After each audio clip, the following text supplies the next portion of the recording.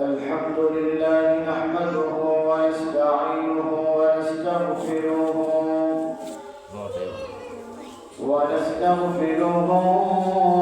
ونؤمن به ونتوكل عليه ونعوذ بالله من شرور أنفسنا ومن سيئات أعمالنا من يهده الله فلا مضل له ومن يضلله فلا هادي له ونشهد أن لا إله إلا الله وحده لا شريك له ونشهد أن سيدنا وسندنا وحبيبنا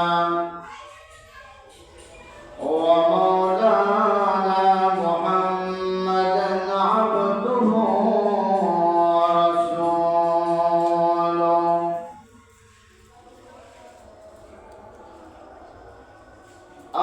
أما بعد فقد قال الله تبارك وتعالى في كلامه المجيد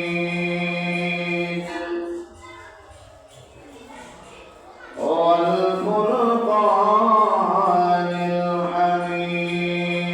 الحميد أعوذ بالله من الشيطان الرجيم بسم الله الرحمن الرحيم إنا أنزلناه في ليلة مباركة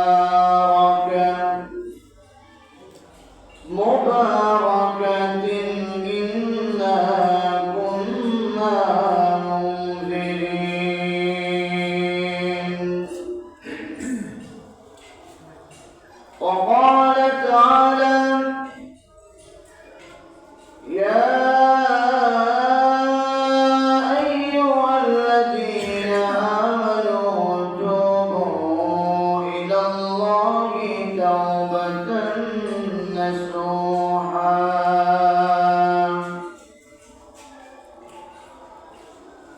صدق الله العظيم وصدق رسوله النبي الحبيب الكريم ونحن على ذلك من الشاهدين والشاكرين إن الله وملائكته يصلون على النبي يا أيها الذين آمنوا صلوا عليه وسلموا تسليما اللهم صل على سيدنا مولانا محمد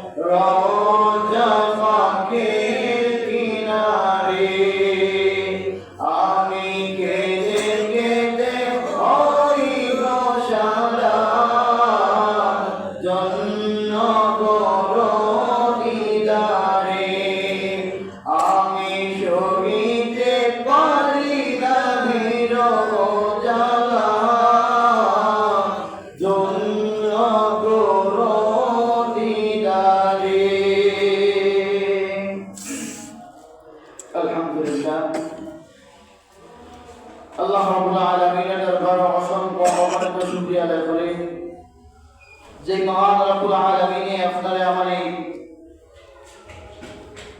দীর্ঘ 1 বছর পর আবার সেই শাবান মাসের মধ্যবর্তী রাত লাইলাতুল নিসফি মিন শাবান। যদি আপনি চিন্তা করে দেখবেন, গত বছর এই রাত্রি অনেক মানুষ পেয়েছে, এই বছর পায় নাই। আমরা যে আল্লাহ রাব্বুল আলামিন আমাদেরকে এই বছর পর্যন্ত, এই রাত্রি পর্যন্ত হায়াত দিয়েছেন, এই রাত পর্যন্ত আমরা বেঁচে আছি, এজন্য আমরা শুকরিয়া আদায় করি আলহামদুলিল্লাহ। অসংখ্য অগণিত দুরূদ ও সালাম জানাই সাইয়্যিদুল মুরসালিন জনাবে মুহাম্মদুর রাসূলুল্লাহ সাল্লাল্লাহু আলাইহি ওয়াসাল্লাম। সম্মানিত হাজিরিন, আল্লাহ রাব্বুল আলামিন আমাদেরকে এই রাত্রি পুরস্কার হিসেবে দিয়েছেন। যেমন ভাবে মাঝে মধ্যে দেখা যায় যে মানুষে অফার দিয়ে জিনিস বিক্রি করে, যে এটা শুধুমাত্র 1 ঘন্টার জন্য, 1 ঘন্টা পরে এই দাম থাকবে না। তেমনি ভাবে আল্লাহ রাব্বুল আলামিন আখির জামানার নবী মুহাম্মদুর রাসূলুল্লাহ সাল্লাল্লাহু আলাইহি ওয়াসাল্লামের উম্মতদেরকে এই রাত নিসফি মিন শাবান, অর্থাৎ শাবান মাসের মধ্যবর্তী যেই রাত, এই রাত আল্লাহ রাব্বুল আলামিন শুধুমাত্র আখির জামানার উম্মতদেরকে পুরস্কার হিসেবে দিয়েছেন। কি জন্য দিয়েছেন? যে এই গোটা বছর যতটুকু আমরা গুনাহ করেছি, এই গুনাহগুলো যদি আল্লাহ রাব্বুল আলামিন এই রাত্রিতে আমরা যদি আমল করি, কমপক্ষে এই রাত্রিতে যদি আমরা গুনাহ থেকে বাঁচিয়ে থাকি, তওবা করি, তাহলে আল্লাহ রাব্বুল আলামিন সেই গত বছর থেকে এই পর্যন্ত যত গুনাহ করেছে সমস্ত গুনাহ আল্লাহ রাব্বুল আলামিন মাফ করে দিবেন। সুবহানাল্লাহ। এর থেকে এরাই নয় যে আমরা গোটা বছর আর গুনাহ আমল করব না।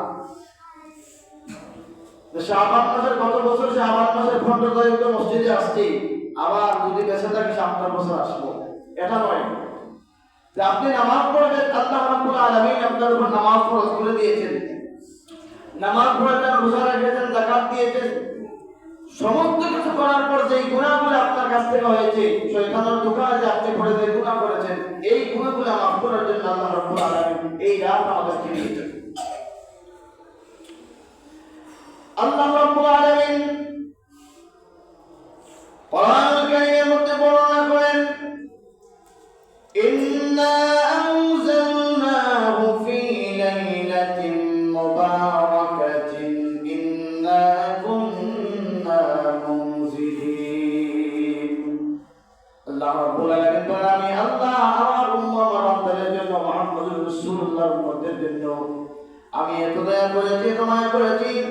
আমি শুধুমাত্র মুহাম্মদুর রাসূলুল্লাহর উম্মতের জন্য দয়া করলাম যে তারা যদি ওই রাত্রিতে আমল করে, ওই রাত্রিতে যদি আমাকে ডাকে তওবা করে, তাহলে আমি আল্লাহ রাব্বুল আলামিন 200 বছর যারা এই পৃথিবীতে জীবিত ছিল, 200 বছর আমল করেছে, এই রাত্রিতে আমল করার কারণে আমি আল্লাহ সেই 200 বছর আমল করার চাইতে আরো বেশি আমল নামা তাদের আমল নামায় রেখে দিব। এই রাত্রির ব্যাপারে আল্লাহ নবী মুহাম্মদুর রাসূলুল্লাহ সাল্লাল্লাহু আলাইহি সাল্লাম তিনি হাদিসের মধ্যে বলেন যে আল্লাহ ওই মধ্য শাবান মাসের মধ্য রাতে তার সৃষ্টিকুলের দিকে রহমতের নজর দিয়ে তাকান। শুধুমাত্র মুশরিক এবং হিংসা যাদের অন্তরের মধ্যে আছে, ওই সমস্ত বান্দা ছাড়া আর যত বান্দা পুরাই পৃথিবীতে আছে, আল্লাহ নবী বলেন আল্লাহ রাব্বুল আলামিন যদি তওবা করে, তাহলে ওই বান্দাদের ছাড়া দুনিয়ার সমস্ত বান্দাদেরকে রাব্বুল আলামিন মাফ করে দেন। আল্লাহ নবী মুহাম্মদুর রাসূলুল্লাহ সাল্লাল্লাহু আলাইহি ওয়াসাল্লাম বলেন যে এই রাত্রিতে আমরা কি করব? আল্লাহ নবী কয়েকটা আমল আমাদেরকে দেখিয়ে দিয়েছেন যে এই রাত্রিতে তোমরা যদি ওই আমলগুলো করো, আর যদি এর মাধ্যমে এইভাবে যদি রব্বুল আলামিনকে ডাকতে থাকো, তাহলে আল্লাহ রব্বুল আলামিন তোমাদের আমলগুলো কবুল করবেন এবং তোমাদের জিন্দেগির গুনাহগুলো মাফ করে দিবেন। এখন এই কথা হলো শুভে বরাত। এই শুভে বরাতের প্রথম যে কাজ হলো তাহলে যে নিজের গুনার জন্য রব্বুল আলামিনের কাছে খালিস দিলে তওবা করা। আগে আমরা পেয়েছি যে আল্লাহর রাসূল বলেছেন যে দুই গুণ মানুষ ব্যতীত, যারা মুশরিক অর্থাৎ তাদের ঈমান নাই, এই বান্দারা ব্যতীত আল্লাহ বিদ্বেষীলতা হিংসা তাদের অন্তরের মধ্যে আছে, এই দুই গুণ মানুষ ব্যতীত সমস্ত মানুষদেরকে আল্লাহ রাব্বুল আলামিন মাফ করে দেন। যদি কি করে অন্তর থেকে খালিস দিলে যদি বান্দা তওবা করে। আমাদের সর্বপ্রথম এই কাজ হলো যে আমাদের গুনার জন্য ওই রাত্রিতে এমন ভাবে তওবা করব যে এই গুনাহ আমাদের কাছ থেকে যতদিন দুনিয়া জীবিত থাকবো ততদিন আর এই গুনাহ আমাদের কাছ থেকে হবে না। এখন আমরা সারা বছর নামাজ পড়লাম না, সারা বছর মসজিদের খবর নাই, দেখা যায় যে দিন শুয়ে বেড়াতে আসে ওই দিন মসজিদে আর মানুষ রাখা হয় না, এই দিন মানুষ রাখা দেওয়া যায় না, এই দিন জোহর থেকে ফজর পর্যন্ত মহল্লার পুরো মানুষ বাকি নাই, যেই দিন শুয়ে বেড়া চলে গেছে আর মসজিদে পুরো মানুষ পাওয়া যায় না। আল্লাহ নবী বলে উম্মতেরা রে, এটাই তোমাদের কাজ নয়, এটার জন্য এই রাত তোমাদেরকে দেওয়া হয় নাই, তোমাদেরকে দেওয়া হয়েছে যে গোটা বছর তোমরা জেনে না জেনে যে অপরাধ করেছো, যে গুনাহগুলো করেছো, তোমরা নামাজ পড়েছো ঠিকই, কিন্তু শয়তান তোমাদেরকে অসুস্থ দিয়েছে, শয়তান তোমাদের অন্তরের মধ্যে কুমন্ত্রণা দিয়েছে, এই কুমন্ত্রণার কারণে তোমরা যে গুনাহগুলো করলা, এই অপরাধ করলা, এই অপরাধকে তোমরা সামনে রেখে হাদিস থেকে তওবা করবে, আর আল্লাহ রাব্বুল আলামিন তোমাদের তওবা কবুল করে জিন্দেগীর গুনাহ মাফ করে দিয়ে জান্নাতে বানায়া দিবে। এক নম্বর আমি জুমার বলেছি যে এক নম্বর আমাদের যে কাজ হলো তওবা করা। তওবা করার পর আমরা কি করব? নফল নামাজ পড়ব, খালিস দিলে রব্বুল আলামিনের কাছে তওবা করব। তারপর মুহাম্মদুর রাসূলুল্লাহ সাল্লাল্লাহু আলাইহি ওয়াসাল্লাম বলেন তোমরা নিজেদের ঘরের মধ্যে হুজরার মধ্যে, আল্লাহ নবী বলেন ওই দিন তোমরা মসজিদের মধ্যে গিয়ে একসাথে সম্মিলিত হয়ে নামাজ পড়ার কোনো প্রয়োজন নেই, তোমরা যখন এশার জামাত মসজিদের মধ্যে পড়ে চলে আসবে, তোমরা নিজ ঘরের মধ্যে একা একা বসে নির্জনে বসে তোমরা নফল নামাজ পড়বে। কারণ রব্বুল আলামিন সেই বান্দা নির্জনে বসে একা একা নফল নামাজ পড়ে তার নফল নামাজকে রব্বুল আলামিন বেশি পছন্দ করেন। যেই জায়গার মধ্যে পুরো মানুষ নাই, পুরো জীবজন্তু নাই, একা এই জায়গার মধ্যে নামাজ পড়বেন। আল্লাহ নবী বলেন এই জায়গার মধ্যে ওই বান্দা শুধুমাত্র তার রবের সাথে কথা বলে। কারণ যেই জায়গার মধ্যে কেউ নাই সেই জায়গার মধ্যে বান্দা যখন সিজদায় গিয়ে সুবহান রাব্বিয়াল আলা বলে, আল্লাহ নবী বলেছে এখানে বান্দা আর আল্লাহর মধ্যে শুধু কথোপকথন হয়। আমরা মসজিদের মধ্যে সে নামাজ পড়বো এটা বাধা নয়, কিন্তু আপনি আমি যদি একা একা নামাজ পড়ি আমরা মনে করি মসজিদে যেতেই হবে, রাত মসজিদে থাকতে হবে, না না, আপনি ঘরের মধ্যে মুসল্লা বিছাইয়া আপনি সারা রাত তাসবিহ পড়েন, নফল নামাজ পড়েন, এখন এই নফল নামাজ পড়লে কি হবে? আল্লাহ নবী বলেন কিয়ামতের ময়দানে যেই দিন বান্দাগুলো হিসাব দিতে পারবে না, নামাজের হিসাব দেওয়া হবে, হিসাব দেওয়ার পর যখন বান্দা আটকা পড়ে যাবে আল্লাহ চাইবেন তার বান্দাকে কোনো একটা বিনিময়ে রব্বুল আলামিন তাকে মাফ করে দিবেন। এবার আল্লাহ বলেন ফেরেশতারা রে তোমরা টাকা দে, আমার বান্দাকে তো আমি সুযোগ দিয়েছিলাম যে আমার বান্দার ফরজ যেহেতু ত্রুটি হয়ে গিয়েছে কোন নফল ইবাদত তার মধ্যে আছে কিনা না, তখন ফেরেশতারা ডাক দিয়া বলবে প্রভু ওই বান্দাকে ওই একটা রাত্রি দিয়েছিলাম যেই রাত্রির নাম হলো শাবানের মাসে, যেই রাত্রি হলো মধ্যবর্তী শাবান মাসের রাত, ওই রাত্রিটা তোমার বান্দাটা সারা রাত তোমাদের মধ্যে কাটিয়েছে, সারা রাত তাসবিহ পড়েছে, জিকির করেছে, তার আমলনামার মধ্যে দেখা যায় ওই সারা রাত শুধুমাত্র তোমার কাছে সে কাটিয়ে দিয়েছে। তখন আল্লাহ বলেন ফেরেশতারা রে আর কোনো কিছু দেখার প্রয়োজন নেই, আমার বান্দা তো তার জীবনের একটা রাত আমার জন্য দিয়েছে, এই রাতের বিনিময় এই আমলের বিনিময় তার ওই নামাজকে ফরজ নামাজকে নফল নামাজের চাইতে তার ফরজকে ত্রুটিটা এটা আমি পূরণ করে দিয়ে আমি তার জিন্দেগির গুনাহ মাফ করে দিলাম। তাহলে এক নম্বর হলো আমরা নফল নামাজ পড়বো, যে নফল নামাজ পড়লে কি হবে? যেই দিন আমাদের ফরজের মধ্যে ত্রুটি হবে সেই ফরজের ত্রুটিগুলা এই নফল নামাজ থেকে আল্লাহ রাব্বুল আলামিন পূর্ণ করে দিয়ে চাইবেন যে তার বান্দারা যেন জান্নাত পেয়ে যায়, মাফ পেয়ে যায়। দ্বিতীয় নম্বর হলো আমরা ওই রাত্রিতে কোরআন তেলাওয়াত করব। কোরআন তেলাওয়াত করলেও সওয়াব, কোরআন তেলাওয়াত শুনলেও সওয়াব। আল্লাহর নবী মুহাম্মদুর রাসূলুল্লাহ,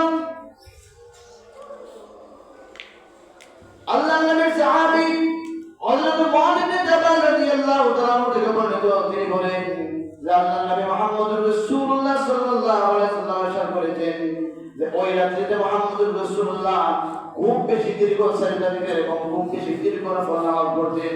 যে আপনি আমি যদি 1 মিনিটে 2 রাকাত নামাজ পড়ে নেই, এইভাবে যদি সারা রাত 50 রাকাত নামাজ পড়ি, একটা রাকাত যদি কবুল না হয়, আল্লাহর নবী বলেন দুনিয়ার মানুষেরা না না, তোমরা ভালো আমল করবে, বেশি আমল করার প্রয়োজন নয়, কারণ 2 রাকাত নামাজ যদি তোমার রব্বুল আলামিনের দরবারে কবুল হয়ে যায়, এই 2 রাকাত নামাজই তোমার নাজাতের ওসিলা হয়ে যাবে।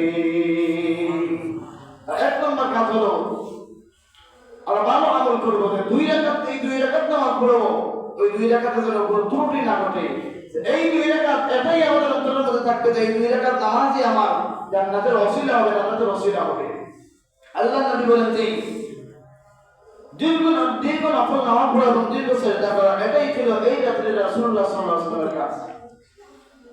তিনি এমন ভাবে দীর্ঘ সিজদা দিতেন যে হযরত আয়েশা সিদ্দিকা রাদিয়াল্লাহু তাআলা আনহা তিনি মনে মনে ভাবেন যে আল্লাহর রাসূল তো সিজদার মধ্যে গিয়ে এত সময় কোনদিন কারণ নাই, আমার নবী জীবনে হয় দুনিয়াতে নাই, দেখা যায় কি কয়েক ঘন্টা পরে আল্লাহর রাসূল আবার সিজদা থেকে মাথা উঠিয়েছেন। যখন নামাজ শেষ হয়ে গিয়েছে, আয়েশা সিদ্দিকা ডাক দিয়ে বলেন, ইয়া রাসূলুল্লাহ, ইয়া হাবিবাল্লাহ, ও নবীজি, এত দীর্ঘ সিজদা দিতে আমি আপনাকে আর কোনদিন দেখি নাই। আল্লাহর নবী বলেন, আমি এত দীর্ঘ সিজদা দিয়েছিলাম, এটা একটা মুবারকপূর্ণ রাত, আর আমি যত লম্বা সিজদা দিব তত বেশি রব্বুল আলামিনের সাথে ঘোষণা আসলে আমি কথা বলবো। 2 নম্বর হলো বেশি বেশি কোরআন তেলাওয়াত করা, কারণ এটা আমরা সবাই জানি যে একটা হরফ যেই বান্দা পড়ে তার 10টা নেকি হয়, আর যে শুনবে তার 10টা নেকি হয়। কিন্তু কোরআন যেই জায়গার মধ্যে তেলাওয়াত করা হয়, এই কোরআনের মর্যাদা নাই। কোরআন যেই জায়গার মধ্যে তেলাওয়াত করা হয় না, কোরআনের তেলাওয়াত আমরা শুনতে চাই না, কিন্তু আল্লাহর নবী বলেন যে কোরআন তেলাওয়াত করে যেই সওয়াব পাবে, যে শুনবে সেই এর সওয়াব এবং সমান অধিকার হবে। কবরের মধ্যে যখন বান্দাকে রাখা হবে, আল্লাহর নবী বলেন দুনিয়ার সব আমল যখন তার বরবাদ হয়ে যাবে, সমস্ত মানুষেরা তখন তার বড় হয়ে যাবে। কবরের মধ্যে যখন রাখা হবে, যখন তার আযাবের ফেরেশতা চলে আসবে, তখন দেখা যাবে আযাবের ফেরেশতা আসার পর দেখবে ওই বান্দার কবরের চতুর্পাশে 4 জন যুবক দাঁড়িয়ে আছে, যাদের বয়স কমপক্ষে 18 বছর। ফেরেশতারা ডাক দিয়া বলবে, কে রে তোরা কে? ওই কবরের মধ্যে ওই বান্দা ছাড়া তো আর কেউ থাকার কথা নয়, তোমরা কোন জায়গা থেকে চলে আসলে? এবার তার মাথার উপরে সেই যুবক ডাক দিয়া বলবে, ও ফেরেশতারা, আমি আর কেউ নই, আমি হলাম ওই বান্দার নামাজ। আমি ওই বান্দা দুনিয়াতে নামাজ পড়েছিল, যখনই আল্লাহ নামাজে নামাজ পড়েছে, ফেরেশতারা ডাক দিয়া বলবে, তুমি এখানে কেন এসেছো? ওই নামাজ ডাক দিয়া বলে, আমি এসেছি ওই বান্দাকে রব্বুল আলামিনের কাছে চাইয়ে, রব্বুল আলামিনের কাছে মাফ চেয়ে এই বান্দাকে জান্নাত পর্যন্ত নিয়ে যাব। ফেরেশতারা ডাক দিয়া বলে, কখন পর্যন্ত তুমি থাকবে? ওই যুবক ডাক দিয়া বলে, যতক্ষণ পর্যন্ত রব্বুল আলামিন ওই বান্দাকে মাফ না করবেন, ততক্ষণ পর্যন্ত আমি ওই বান্দার কাছ থেকে যাব না। তাহলে 1 নম্বর কবরের সাথে আমরা নামাজ। দুনিয়ার সবাই যখন আপনার রূপটা ভিতর থেকে বাইরে হয়ে যাবে, সবাই পর। এই দুনিয়াতে যখন বাবা অসুস্থ হয়, তার থেকে পৃথিবীর যেই জায়গার মধ্যে গেলে সুস্থ হবে সেই জায়গার মধ্যে নিয়ে যাইতে রাজি হয়। যখন ছেলে অসুস্থ হয়, বাবা পৃথিবীর যেই জায়গার মধ্যে গেলে সুস্থ হবে সেই জায়গার মধ্যে নিয়ে যাইতে রাজি। কিন্তু যখন আমার আপনার রূপটা ভিতর থেকে বাইরে হয়ে যাবে, আর আপনার পাশে কেউ নাই, সেই বাবা দেখবা পৃথিবীর সবথেকে মায়া যেই বাবার মার, তারা বলবে আর বিছানার মধ্যে রাখা যাবে না, তাড়াতাড়ি ঘর থেকে বাহির করে গোসল করাইয়া যত তাড়াতাড়ি পারা যায় কবরের মধ্যে রেখে চলে আসি। এটাই দুনিয়ার মায়া। আপনার যখন যতক্ষণ পর্যন্ত রূপ থাকবে ততক্ষণ পর্যন্ত আপনার সাথে মায়া। যখন রূপ বাহির হয়ে যাবে, এটা আমরা যদি বিবেক দিয়ে চিন্তা করি, যে একজন ছেলে যদি অসুস্থ হয়, বাবা চিন্তা করে, মা চিন্তা করে, যেই জায়গার মধ্যে গেলে সুস্থ হবে সেই জায়গার মধ্যে যাব। যদিও টাকা না থাকে মানুষের কাছ থেকে নিব, তবুও আমার ছেলে সুস্থ হতে হবে। কিন্তু যখন রূপ বাইর হয়ে যাবে শেষ, আর ছেলের সঙ্গে মায়া নাই। কারণ এখন আর মায়া দেখানোর কোনো কথাই নয়। এখন যদি পৃথিবীর সব কিছু কেউ যদি চাই যে একটা মিনিট আমার ছেলেকে আমি চাই না, সাদ্দাত যখন কোটি কোটি টাকা খরচ করে যখন জান্নাত বানিয়েছে, রব্বুল আলামিনের সাথে নাফরমানি করেছে, রব্বুল আলামিন আজরাইলকে ডাকতে বলে, আজরাইল, যেই সাদ্দাত আমার জান্নাতের মধ্যে যাইতে চায় নাই, সেই সাদ্দাত যে কোটি কোটি টাকা দিয়ে তার জান্নাত বানিয়েছে, ওই জান্নাতের মধ্যে একটা কদমও সে রাখতে পারবে না। কারণ এই পৃথিবীতে আমার আপনার কোনো অস্তিত্ব নেই। আমি আপনি অহংকারী করবো কি? কারণ হঠাৎ কোন সময় মরণ হবে, তাহলে আমাদের অহংকারের কি? সাবধান যে রব্বুল আলামিনের সাথে নাফরমানি করেছে, সে বলেছে যে রব্বুল আলামিনের যে জান্নাত, এই জান্নাতের মধ্যে আমি যাব না, আমি নিজে আমি জান্নাত বানিয়ে আমার জান্নাতের মধ্যে যাব। আল্লাহ বলে, আজরাইল, না না, সে তার জান্নাতের মধ্যে যেতে পারবে না। আজরাইল, তুমি যাও। যখন সাদ্দাতের জান্নাতটা পুরোপুরি তৈরি হয়ে গিয়েছে, সে যখন জান্নাতের মধ্যে প্রবেশ করবে, এমনি সময় দেখা যায় একজন গরিব মানুষ, গরিবের লেবাসে আজরাইল, মানুষের লেবাসে আজরাইল তখন ওই সাদ্দাতের সামনে আসলেন। এসে ডাকতে বলে, সাদ্দাত, আপনার সাথে আমার কিছু কথা আছে। সাদ্দাত ডাকতে বলে, কে তুমি? আজ পর্যন্ত এমন মানুষ তোর সাহস নাই যে আমি সাদ্দাতের সামনে দাঁড়াইয়া আমার উঠ দাঁড়া করাইয়া আমার সাথে কথা বলার কারো সাহস হয় নাই। তুমি কে রে? তোমাকে দেখতে দেখা যায় তো একটা গরিব ফকিরের মতো, তোমার কেমনে সাহস হলো আমি সাদ্দাতের সাথে কথা বলছি? আজরাইল ডাকতে বলে, সাদ্দাত, আমি কেউ নয়, আমি কেউ নয়। আমার পরিচয় যেই সময় তুমি পেয়ে যাবে, সেই সময় তোমার অস্তিত্ব থাকবে না। আমি পৃথিবীর কোনো মানুষ নই, আমাকে আমার রব্বুল আলামিন পাঠিয়েছেন। আমার নাম হলো মালাকুল মউত আজরাইল। আবার সাদ্দাত ডাকতে বলে, আজরাইল, কি জন্য তুমি এসেছো? বলে, আমি এসেছি এই সময় এই মুহূর্তেই তোমার রূহটা ভেতর থেকে বাহির করে দিব। সাদ্দাত ডাকতে বলে, আজরাইল, এত কোটি কোটি টাকা দিয়ে জান্নাত বানাইলাম, জান্নাতের মধ্যে কি একটা কদম আমি রাখবো না? পৃথিবীর যা কিছু চাও আজরাইল রে, পৃথিবীর সব কিছু দিয়া যদি হয়, তাহলে আমার জান্নাতের মধ্যে আমি একটা কদম রাখার মতো সুযোগ করে দাও। আজরাইল ডাকতে বলে, সাদ্দাত, এই পৃথিবীতে মানুষের অহংকার নয়, তোমার বাহাদুরি, তোমার অহংকারে একটা সেকেন্ডের গ্যারান্টি নয়। এখন তোমাকে আর একটা সেকেন্ডে পৃথিবীতে আমি থাকতে দিব না। কারণ আমার রব্বুল আলামিন আমাকে অনুমতি দিয়েছেন, অর্ডার যখন দিয়েছে, না দেরি করা যাবে না, এখনই তোমার রূহ আমি ভিতর থেকে বাহির করে দিব। কারণ সে তো কল্পনাই করতে পারে নাই যে এত কোটি টাকা দিয়ে আমি জান্নাত বানাইলাম, আর এই জান্নাতের মধ্যে আমার যাওয়া হবে না। যেই কথা বলতেছিলাম, দুই নম্বর বিষয় যে কোরআন তেলাওয়াত করব, কেন করবো? যে কোরআন যখন আপনাকে কবরের মধ্যে রাখা হবে, সেই কোরআনই আপনার সাথী হবে, সেই নামাজ আপনার সাথী হবে। এক নম্বর, যখন কবরের মধ্যে আপনাকে রাখা হবে, নামাজ তার হয়ে বলবে, আমি বললাম ওই বান্দার নামাজ, মাথার পাশ থেকে দাঁড়াবে। আরেকবার দেখা যাবে আরেকটা যুবক ফেরেশতা ডাকতে বলে, কে তুমি? বলে, আমি বান্দার কোরআন তেলাওয়াত, ওই বান্দা দুনিয়াতে আমাকে তেলাওয়াত করেছিল, আমাকে মহব্বত করেছে, আমাকে মায়া করেছে। আজকে আমি ওই বান্দার সাথে থাকবো। কতদিন পর্যন্ত থাকবে? যতদিন পর্যন্ত বান্দা জান্নাতে যাবে না, জান্নাতে না যাওয়া পর্যন্ত ওই বান্দার কাছ থেকে আমি কোরআন যাব না। জোরে জোরে পড়েন, সাল্লাল্লাহু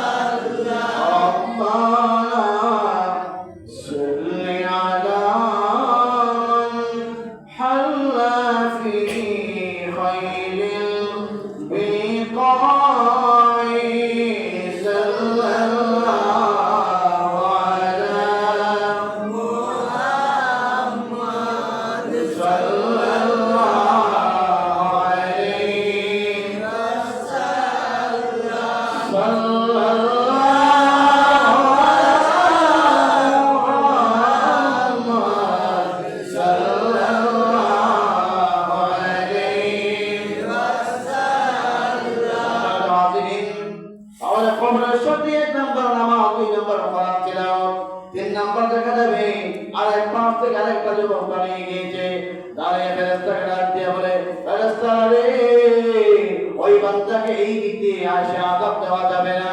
ফেরেশতা ডাক দিয়ে বলবে, কে তুমি? সে ডাক দিয়ে বলবে, আমি বললাম ওই বান্দার সাদাকা। পৃথিবীতে যখন বান্দা ছিল তখন সে একমাত্র রব্বুল আলামিনকে খুশি করার জন্য দান খয়রাত করেছে, সে একমাত্র রব্বুল আলামিনকে পাওয়ার জন্য দান খয়রাত করেছে। এজন্য আজকে আমি তার পাশে দাঁড়িয়ে গেলাম। কতক্ষণ থাকবে? যতক্ষণ পর্যন্ত তাকে জান্নাতের মধ্যে না নিব, ততক্ষণ পর্যন্ত আমি তার কাছ থেকে যাব না। আরেকবার দেখা যাবে ওই বাঁধটি আযাবের ফেরেশতা আসতে থাকবে। এবার দেখা যাবে আরেকটা যুবক দাঁড়িয়ে গিয়েছে, ডাক দিয়া বলে, ফেরেশতা রে, না না, ওই দিকে আসা যাবে না। এবার ফেরেশতা ডাক দিয়া বলে, ডান দিকে গেলাম, নামাজ দাঁড়িয়ে গেল, ওই পাশে গেলাম, তার কোরআন তেলাওয়াত দাঁড়িয়ে গিয়েছে, তার পাওয়ার কাছ থেকে এক পাশে গেলাম, তখন তার সাদাকা দাঁড়িয়ে গিয়েছে। এবার তুমি কে রে, কে তো কি তোমার পরিচয়? ডাক দিয়া বলবে, আমি আর কেউ নই, আমি বললাম ওই বান্দার রোজা। কারণ সে পৃথিবীতে একমাত্র রব্বুল আলামিনকে খুশি করার জন্য সুবহ সাদিক থেকে আবার একটা ইফতার পর্যন্ত কোনো কিছু খায় নাই, চাইলে খাইতে পারবে। কারণ পুরো মানুষ তাকে দেখবে না, সে খায় নাই একমাত্র রব্বুল আলামিনকে ভয় করে। আজকে সে যে রব্বুল আলামিনকে ভয় করে সারাদিন সে রোজা রেখেছে, তার সাথে আমি না থাকি কোনো কথা নয়। এবার ফেরেশতা ডাক দিয়া বলবে, কত সময় তুমি থাকবে রোজা? ডাক দিয়া বলে, যতক্ষণ পর্যন্ত ওই বান্দাকে রব্বুল আলামিন মাফ না করে দিবেন, ততক্ষণ পর্যন্ত আমি ওই বান্দার কাছ থেকে যাব না। এবার ফেরেশতা রব্বুল আলামিনকে ডাক দিয়া বলবে, আল্লাহ গো, এমন একটা বান্দা কবরের মধ্যে এসেছে যার কোনো সায় কাটানো, কোনো থেকে কি আযাব দেওয়া যায় না। আল্লাহ বলে, কেন রে? ফেরেশতা ডাক দিয়া বলে, ডাক চাইতে গেলাম তার কোরআন তেলাওয়াত, তার বাপ চাইতে গেলাম যখন দেখা যায় তার নামাজ, তার মাথার পাশে গেলাম দেখা যায় তার রোজা, তার পাঁচ দিক দিয়ে গেলাম যখন তার নফল নামাজ। এবার আল্লাহ ডাক দিয়া বলে, ফেরেশতা না না, ওই বান্দাকে আর আযাব দেওয়া যাবে না, ওই বান্দাকে আর আযাব দেওয়া যাবে না। ওই বান্দা দুনিয়াতে একমাত্র রব্বুল আলামিনকে খুশি করেছে, আমার বান্দার পুরো জিন্দেগির উপরগুলো মাফ করে দিয়ে ওই কবরের মধ্যে জান্নাতি পোশাক পরায় এবং পরায় দেয়। সেই দিন ইসরাফিল সিংহায় বকিয়া দিবে, সেই দিন জান্নাতি পোশাক পরে ঘুম থেকে উঠবে। বলেন সুবহানাল্লাহ। ইয়া রাসূলুল্লাহ, ইয়া হাবিবাল্লাহ,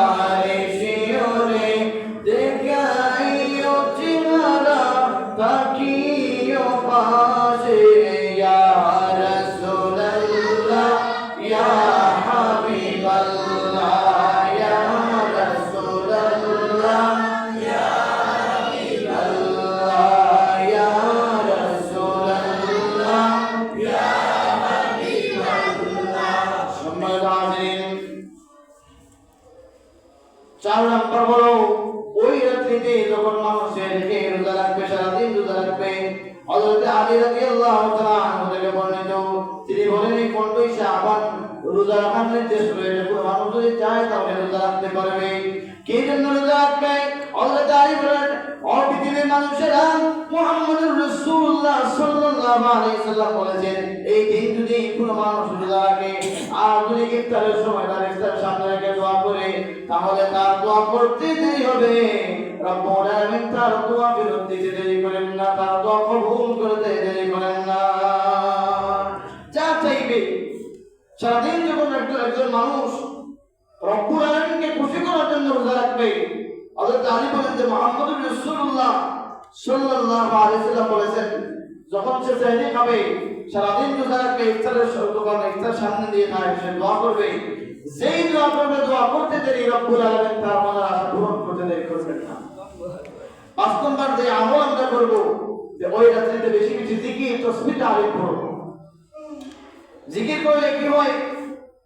আল্লাহর নবী হাদিসের মধ্যে বলেন যে একটা মানুষের যদি কাপড়ের মধ্যে দাগ লাগে, সাদা কাপড়ের মধ্যে যখন দাগ লাগে, তখন এটা সাধারণ গোসাইও ছুটে না, অনেক সময় আছে সাবান দিয়েও ছুটানো যায় না। তেমনি ভাবে আল্লাহর নবী মুহাম্মদুর রাসূলুল্লাহ বলেন যে মানুষের অন্তরের মধ্যে যখন দাগ লেগে যায়, সেই দাগ ছুটানোর একমাত্র মাধ্যম হলো আল্লাহর জিকির। যখন সে তার খর থেকে, তার অন্তর থেকে জিকির করতে থাকবে, দেখা যাবে জিকির করতে করতে এক সময় তার ওই যে অন্তরের মধ্যে যে দাগ পড়েছে, সে নামাজ পড়ে নাই, রোজা রাখে নাই, পুরো কিছু করে নাই, এমন করে করতে করতে তার অন্তরটা একবার পাতল হয়ে গেছে। তার অন্তরের মধ্যে রব্বুল আলামিনের কোনো ভয় নাই, কিন্তু দেখা যায় একসময় তার ভয় আসছে জিকির করতে করতে। আল্লাহ নবী বলেন যে সেই যে তার অন্তরের মধ্যে পাতল বেঁধেছে, ওই পাতলটা দূর হয়ে যাবে। তারপর হলো বেশি বেশি তাওবা ইস্তেগফার করা। কারণ একজন গুনাহগার গুনাহ করার পর যদি খালিস দিয়ে তাওবা করে, তাহলে সেই গুনাহগার তখন ছিল আল্লাহর নাফরমান, অর্থাৎ আল্লাহর অবাধ্য কাজ করেছে। যখন তাওবা করবে, তখন সে আল্লাহর সবথেকে প্রিয় বান্দা হয়ে যাবে। হযরত মুসা আলাইহিস সালাতু ওয়াস সালামের জামানায় 40 বছর থেকে বৃষ্টি নাই। 40 বছর থেকে বৃষ্টি নাই, মানুষ পানি নাই, হাহাকার। পানি না হলে তো রিজেক্ট জমিনের মধ্যে ফসল ফলে না। তখন কিছু মানুষ মুসা আলাইহিস সালাতু ওয়াস সালামের কাছে গিয়ে বললেন, নবীজি, আপনি আল্লাহর দরবারে এমন একটা দোয়া করেন যে দোয়ার কারণে আমাদেরকে রব্বুল আলামিন বৃষ্টি দিয়ে দেন। 40 বছর থেকে আমাদের কাছে বৃষ্টি নাই, আমরা কেমনে এই পৃথিবীতে বাঁচবো? হযরত মুসা আলাইহিস সালাতু ওয়াস সালাম যখন রব্বুল আলামিনের কাছে দোয়া করলেন, আল্লাহ ডাক দিয়ে বলেন, মুসা, তোমার এই মাহফিলের মধ্যে এমন একজন মানুষ আছে যে 40 বছর একটা দিন আমি রব্বুল আলামিনের গোলামি করে নাই, গোটা 40 বছর আমার নাফরমানি করতেছি। হযরত মুসা আলাইহিস সালাতু ওয়াস সালাম রব্বুল আলামিনের কাছে দোয়া করলেন। আল্লাহ বললেন, মুসা, ওই মাহফিলের মধ্যে এমন একজন বান্দা আছে রে, যেই বান্দা 40 গোটা 40 বছর আমার নাফরমানি করেছে। ওই গোটা 40 বছরের ভিতরে একদিনও আমি রব্বুল আলামিনকে বলে ডাক দেই নাই। হযরত মুসাকে রব্বুল আলামিন ডাক দিয়া বলেন, ও মুসা, ওই বান্দা যতক্ষণ পর্যন্ত ওই মাহফিল থেকে উঠে না যাবে, ততক্ষণ পর্যন্ত আমি রব্বুল আলামিন বৃষ্টি দিব না। এখন মুসা আলাইহিস সালাতু ওয়াস সালাম দোয়া ছেড়ে দিলেন, যে দোয়া করে তার কোনো লাভ হবে না। রব্বুল আলামিন বলেছেন, এই মাহফিলের মধ্যে 40 বছর থেকে একজন মানুষ রফাত করতেছে, সে যখন উঠে যাবে তখন ওই দুনিয়াতে বৃষ্টি হবে না, যতক্ষণ উঠে যাবে না ততক্ষণ আর বৃষ্টি হবে না। হযরত মুসা আলাইহিস সালাতু ওয়াস সালাম ঘোষণা করে দিলেন যে ওই আমার মাহফিলের মধ্যে এমন কোন মানুষ আছে যে 40 বছর রব্বুল আলামিনের নাফরমানি করেছে, ওই বান্দার অপরাধের কারণে, ওই বান্দার গুনাহের কারণে 40 বছর থেকে আমাদের এখানে কোনো বৃষ্টি নাই। ওই বান্দা যখনই উঠে যাবে তখনই ওই জমিনে বৃষ্টি হবে। এখন এখানে যদি এমন কোনো ঘোষণা দেওয়া হয়, এই বান্দা যখন দাঁড়াবে সমস্ত মানুষেরা দেখবে, চিহ্নিত হয়ে যাবে যে এটাই নাফরমান। হযরত মুসা আলাইহিস সালাম ঘোষণা করে জানিয়ে দিলেন, কে রে এমন ব্যক্তি, যে ব্যক্তি 40 বছর থেকে নাফরমানি করতেছো, দাঁড়িয়ে যাও, উঠে যাও, যতক্ষণ পর্যন্ত উঠে না যাবে ততক্ষণ বৃষ্টি হবে না। আর যদি মাহফিল থেকে উঠে না যাও, তাহলে আমি রব্বুল আলামিনের কাছ থেকে নাম জেনে গোটা মানুষের সামনে নাম প্রকাশ করে দিব, আর ওই মানুষের সামনে তোমাকে লাঞ্ছিত হতে হবে। কিন্তু সে গুনাহ করেছে, সেটা জানে যে আমি অপরাধী। এখানে কেউ যদি অপরাধ করে বলা হয় কে অপরাধ করেছো, যে অপরাধ করছে সেই ঠিকই জানবে আমি অপরাধী। যেই বাচ্চা 40 বছর থেকে অপরাধ করতেছে, সে তো মনে মনে ভাবতেছে আমি হলাম নাফরমান, আমি কেমনে উঠে যাই। এখন যদি এত মানুষের সামনে, হাজার মানুষের সামনে দাঁড়িয়ে যাই, মানুষ তো আর চিন্তা বাকি নাই যে আমি হলাম এমন নাফরমান, যেই নাফরমান 40 বছর রব্বুল আলামিন পৃথিবীতে খাইলাম, 40 বছর রব্বে কারীমের রিজিক খাইলাম। ওই রব্বুল আলামিন আমাকে এই গোটা 40 বছর এই পৃথিবীতে বাঁচিয়ে রাখলেন, আমি এমন একটা নাফরমান এমন একটা বেদিন যে একটা বার রব্বুল আলামিনের নামটা নেই নাই। এটা সে মনে মনে চিন্তা করতেছে কেমনে আমি উঠে যাই। এইভাবে চিন্তা করে করে হঠাৎ করে রব্বুল আলামিনকে ডাক দিয়া বলে, আল্লাহ এখন যদি আমি চোখের পানি ফেলাই তাহলে মানুষ আমাকেই চিনে ফেলবে, কারণ কারো চোখের মধ্যে পানি নাই। আমার যদি চোখের পানি ফেলাই খান্দি মানুষ বলবে এটাই হলো গুনাহগার। এখন যদি আমি উঠে যাই মানুষ বলবে এটাই নাফরমান। আমি তো চোখ দিয়ে পানি বের করতে পারবো না, উঠেও যেতে পারবো না, আমার তো কিছু করার নাই। ওই বান্দারা দিয়ে আল্লাহ 40 বছর নাফরমানি করলাম, একটা দিন মানুষের সামনে প্রকাশ করো নাই। 40 বছর গুনাহ করলাম, একটা দিন আমাকে আযাব দাও নাই, বোঝাও দাও নাই। 40 বছর গুনাহ করেছি, একটা দিন আমাদের বন্ধ করো নাই, আমাকে অসুস্থতাও দেও নাই। চাইলে তো আমাকে আজ থেকে অনেক বছর আগে আযাব দিয়ে দুনিয়া থেকে বিদায় করে দিতে। আমার প্রভু চাইলে তো আমাকে আজ থেকে 1000 বছর আগে মানুষের সামনে প্রকাশ করতে পারবে। আর যেহেতু 40 বছর থেকে মানুষের সামনে প্রকাশ করে নাই, আজকে আমি আর প্রকাশ হইতে চাই না। আল্লাহ আমি একটাই অপরাধ, একটাই তোমার কাছে চাওয়া, আজকে যদি আমাকে মাফ করে দাও তাহলে আর কোনোদিন আমি অপরাধ করব না। বান্দা এটাই মনে মনে চিন্তা করতেছে, এটা মনে মনে ভাবতেছে যে যদি আজকে আল্লাহ আমাকে মাফ করে দেন, যদি আজকে আমাকে আল্লাহ মাফ করে দেন তাহলে আমি আর জীবনে গুনাহ করব না, অপরাধ করব না। যখনই তার অন্তরের মধ্যে এটা চলে আসছে, সাথে সাথে দুনিয়াতে বৃষ্টি চলে আসে। সুবহানাল্লাহ। এটা বলতে দেরি হয়েছে, বৃষ্টি আসতে দেরি হয় নাই। মুসা আলাইহিস সালাম আশ্চর্য হয়ে গেলেন, রাগান্বিত হয়ে গেলেন যে আমি একজন নবী, ওর সঙ্গে রব্বুল আলামিনকে বললাম, রব্বুল আলামিন বলে দিয়েছেন না না বৃষ্টি দেওয়া যাবে না। কেন দেওয়া যাবে না? যতক্ষণ পর্যন্ত বান্দা উঠে না যাবে। এখন এই মাহফিল থেকে তো পুরো মানুষ উঠে যায় নাই, তাহলে রব্বুল আলামিন কেন বৃষ্টি দিয়েছে? এবার মুসা আলাইহিস সালাম রব্বুল আলামিনকে জিজ্ঞেস করলেন, আল্লাহ আমার তো আপনি কবুল করলেন না, ফেরত দিয়ে দিলেন, কিন্তু এমন কি হয়েছে যে আবার কয়েক মিনিট পর আপনি বৃষ্টি দিয়ে দিলেন? 40 বছর থেকে মানুষ দোয়া করতে করতে, মানুষ কান্না করতে করতে বৃষ্টি হয় নাই, এখন তো এই মাহফিলের মধ্যে কেউ কান্নাও করে নাই, বৃষ্টি কেন আসলো? আল্লাহ ডাক দিয়ে বলে, মুসা 40 বছর থেকে যে মানুষগুলো দোয়া করতেছে ওই মানুষগুলো তো গুনাহ করে নাই, অপরাধ করে নাই। যে মানুষটা অপরাধ করেছে, যে মানুষটা গুনাহ করেছে, আজকে সে তার নিজ মুখ থেকে তার অন্তর থেকে স্বীকার করেছে যে আমি হলাম গুনাহগার, আমি হলাম নাফরমান। আর যদি তুমি রব্বে কারীম যদি রহমান রহিম নামের খাতিরে মাফ না করে দাও তাহলে আমি নাফরমান আর চাইবার জায়গা নাই। রব্বুল আলামিন ডাক দিয়ে বলে, মুসা আমার ওই বান্দা, যেই বান্দা তোমার মাহফিলের মধ্যে বসে বসে চোখের পানি ফেলায় নাই, মানুষ চিনে ফেলবে, উঠেও যায় নাই, মানুষ চিনে ফেলবে, কিন্তু অন্তর থেকে জবান দিয়ে ঘুরেও বলে নাই, মানুষ শুনে ফেলবে। শুধুমাত্র তার অন্তর দিয়ে বলেছে, তার মন থেকে বলেছে যে আল্লাহ আজকে যদি মাফ করে দাও তাহলে আর গুনাহ করব না। আমার বান্দা যখন এই কথা বলেছে, আমার আরশ আজিম কম্পন শুরু হয়ে গিয়েছে। আর এই সাথে সাথে আমি আমার বান্দাকে মাফ করে দিয়ে এই গোটা 40 বছর বৃষ্টি দেই নাই, আজকে আমি রব্বুল আলামিন বৃষ্টি দিয়ে দিলাম।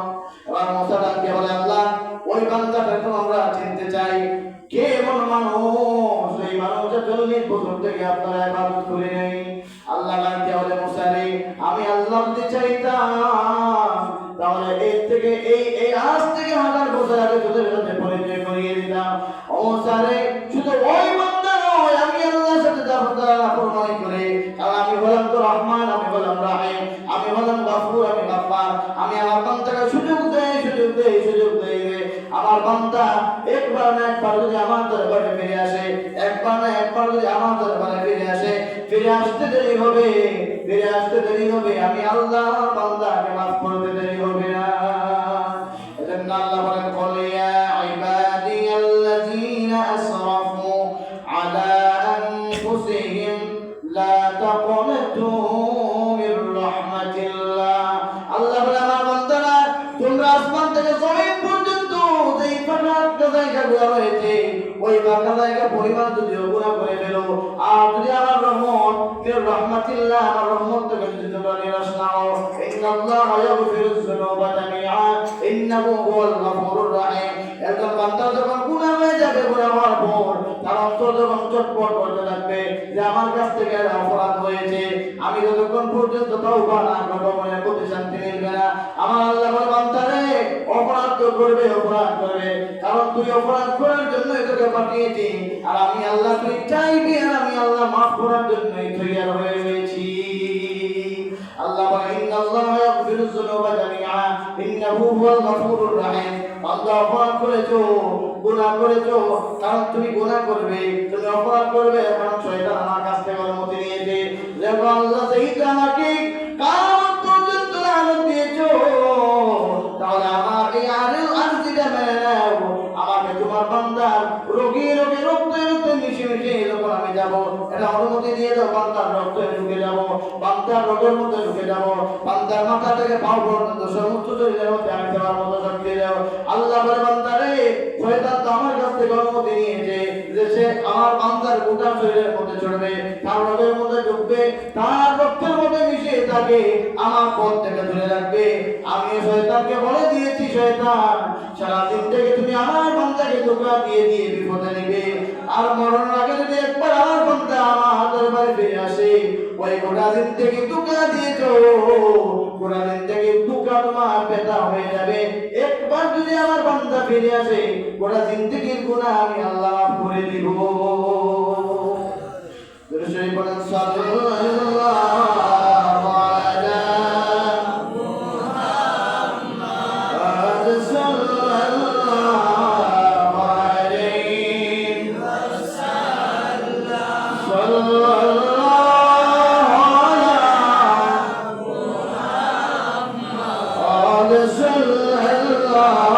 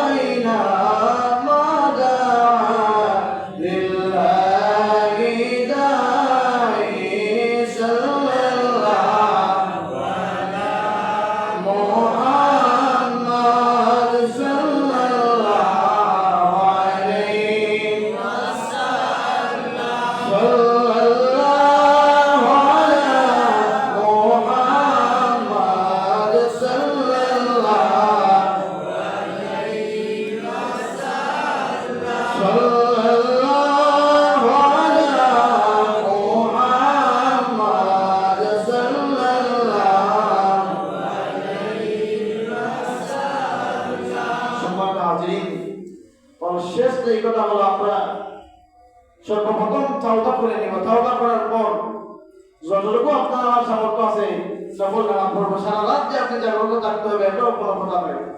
আপনার শরীরে যতক্ষণ থাকবে ততক্ষণ আপনি নামাজ পড়বেন, তাওবা করবেন, কোরআন তিলাওয়াত করবেন। না হয় কোরআন তিলাওয়াত জানেন না, আর একজনের পাশে বসে কোরআন তিলাওয়াত শুনবেন, এবং যদি সম্ভব হয় তাহলে আগামীকালকে রোজা রাখবেন।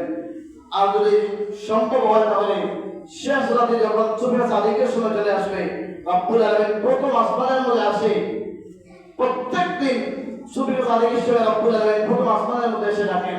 আর আজকে তো আর ডাকবেন, কারণ আজকে আল্লাহ আমাদেরকে সুযোগ দিয়েছেন। সম্ভব হলে শেষ রাতে সুবহে সাদিকের সময় আমরা এমন নির্জন জায়গায় বসে বসে জিকির করবো, যে জায়গার মধ্যে যে পৃথিবীর কোনো মানুষ সাক্ষী নয়, একমাত্র ফেরেশতারা সাক্ষী যে আমার এই জিকিরের কারণে রব্বুল আলামিন আমাকে মাফ করে দিবেন। আল্লাহ রাব্বুল আলামিন আমাদেরকে আমল করার তৌফিক দান করুন। আখিরু দাওয়ানা আলহামদুলিল্লাহি রাব্বিল আলামিন। সাল্লাল্লাহু আলা সাইয়্যিদিনা মাওলানা মুহাম্মদ ওয়া আলা আলিহি ওয়া আসহাবিহি ওয়া সাল্লাম। সাল্লাল্লাহু আলা সাইয়্যিদিনা ওয়া মাওলানা মুহাম্মদ ওয়া আলা আলিহি ওয়া আসহাবিহি ওয়া সাল্লাম। আস্তাগফিরুল্লাহ ইন্নাল্লাহা গফুরুর রহিম। أستغفر الله العظيم الذي لا إله إلا هو الحي القيوم وأتوب إليه. لا حول ولا قوة إلا بالله العلي العظيم. لا إله إلا الله محمد رسول الله. اللهم آمين. الحمد لله رب العالمين والعاقبة للمتقين. الصلاة والسلام على سيد المرسلين وعلى آله